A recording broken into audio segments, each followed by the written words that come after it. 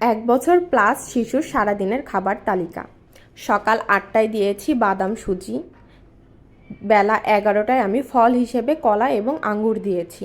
দুপুরবেলা আমি রাজমা খিচুড়ি দিয়েছিলাম। আমি খিচুড়ির সাথে মাছ হালকা করে ভেজে কাটা ছাড়িয়ে দিয়েছি, যেহেতু আমার মেয়ে একাই খেতে পারে মাশাল্লাহ। বিকেলে ঘুম থেকে ওঠার পর আমি আগেই যে চিড়া ভিজিয়ে রেখেছিলাম সেটার সাথে কিশমিশ মিষ্টি করার জন্য দিয়েছি, বাদাম গুঁড়া এবং ঘি দিয়েছিলাম। আমার মেয়েকে খাওয়ানোর আগে আমি ফিডিং চেয়ারে বসিয়ে এভাবে সুন্দর করে পরিবেশন করার চেষ্টা করি। রাতের খাবারে আমরা যা রান্না করেছিলাম সেটাই দেওয়ার চেষ্টা করছি।